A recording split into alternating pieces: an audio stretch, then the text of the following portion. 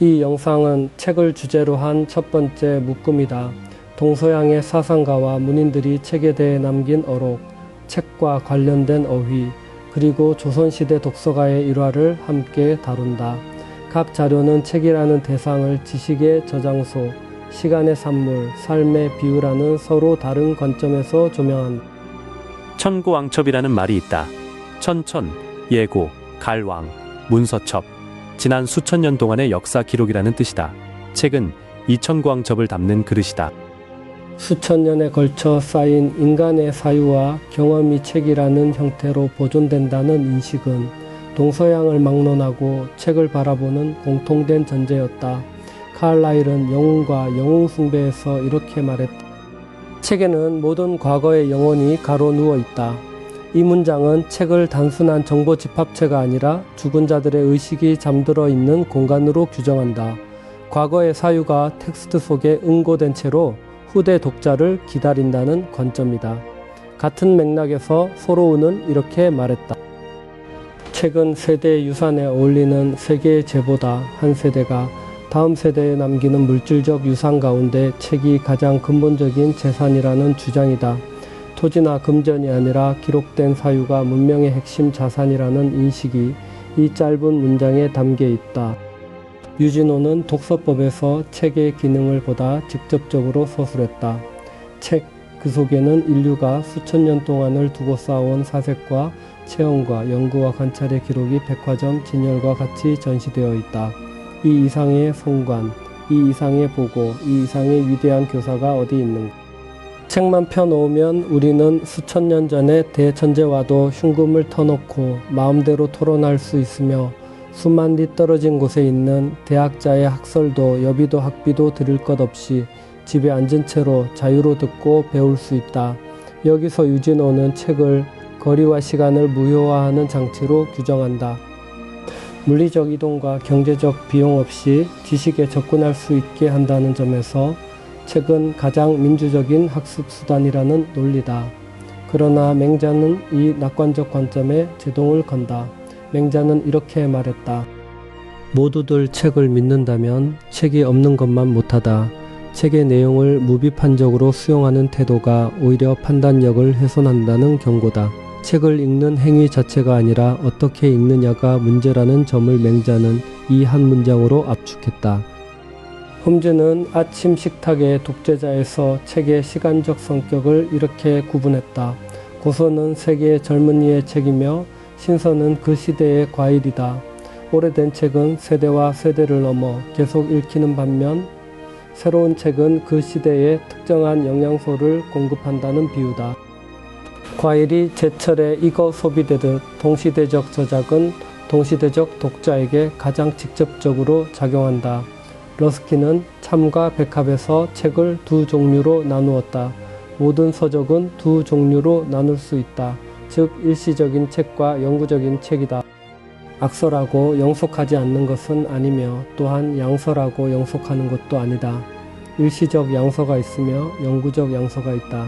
일시적 악서도 있으며 영구적 악서도 있다. 일시적인 책을 러스킨은 인쇄를 잘한 편지나 신문에 비유하고 있다. 즉 시사성을 띤 책을 가리킨 것이다. 그리고 영구한 책은 비문이나 성서와 같이 오래 간다. 여기서 핵심은 책의 도덕적 질과 시간적 지속성이 반드시 일치하지 않는다는 점이다. 양서와 악서의 구분은 내용이 윤리성에 따른 것이지만 지속성의 여부는 그것과 별개의 기준으로 결정된다. 에이브리는 책과 친구를 비교하는 방식으로 책의 특성을 설명했다. 서적은 흔히 친구 중에는 무자비한 죽음의 신이 최량하고 최우수한 자를 골라서 뺏어가는 수가 많다. 서적은 반대로 시간이 악한 자를 죽이고 선한 자를 순화하여 준다. 인간관계에서는 죽음이 최선의 것을 앗아가지만 책의 세계에서는 시간이 오히려 선별자로 기능한다는 역설이다. 오래 살아남은 책은 그 자체로 시간의 검증을 통과했다는 의미를 갖는다. 루스벨트는 서적상인협회에 보내는 메시지에서 이렇게 말했다. 사람을 죽지 않게 하는 책은 결코 죽지 않는다. 어떠한 사람이나 힘든 기억도 없애버릴 수는 없기 때문이다. 이 전쟁에서는 책은 무기다. 이 발언은 전실않는 구체적인 역사적 맥락에서 나온 것이다. 책이 정신의 무장수단이라는 규정은 지식을 단순한 교양의 문제가 아니라 저항의 도구로 위치시킨다. 에른스트는 좋은 책의 성질을 친구의 덕목과 결부하여 서술했다. 좋은 책은 항상 어디서든지 우리에게 무엇인가 제공하면서 그러나 자신은 어떠한 것도 우리로부터 요구하지는 않으며 우리가 듣고 싶어 할 때 말해주고 피로를 느낄 때 침묵을 지키며 몇 달이나 우리가 오기를 참을성 있게 기다리며 설사 우리가 하다 못해서 다시 그것을 손에 들지라도 결코 감정을 상하는 일을 하지 않고 최초의 그 법과 같이 친절히 말해준다. 이 서술에서 책은 일방적으로 베풀되 아무것도 요구하지 않는 관계로 규정된다. 그것은 이상적인 우정의 모델을 책에 투영한 것이기도 하다. 보이에르는 인생을 책에 직접 비유했다. 인생은 한 권의 책에 흡사하다. 미련한 사람들은 그것을 훌쩍훌쩍 읽어버리지만 현명한 사람들은 정성 들여 그것을 읽는다. 왜냐하면 그는 한 번밖에 그것을 읽지 못한다는 것을 알고 있기 때문이다. 독서 태도와 삶의 태도를 동일한 구조로 놓는 비유다.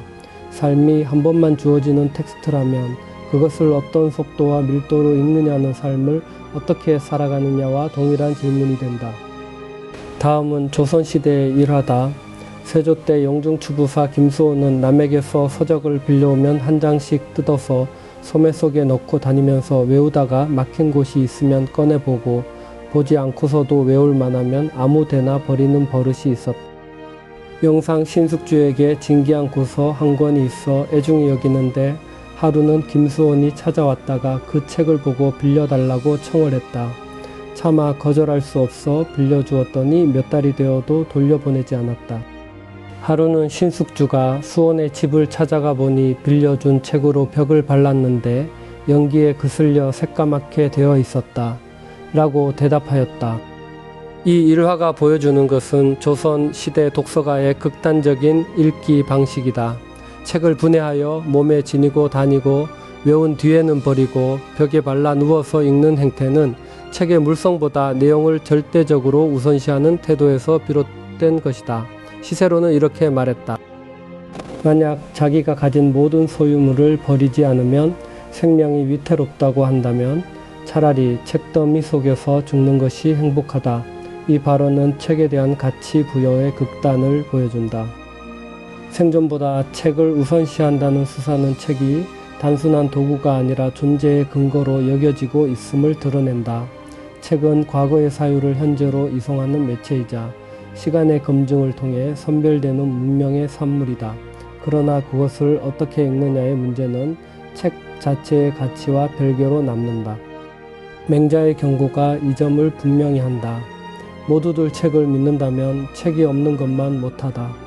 카알라일이 말한 과거의 영혼도 에이브리가 말한 시간의 선별도 결국 하나의 물음으로 모인다. 무엇이 끝내 사라지지 않고 남는가 하는 물음이다.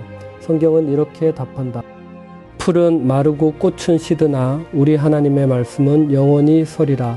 이사야 40장 8절의 이 구절은 러스킨이 연구한 책의 예로 성경을 든 이유를 밝혀준다.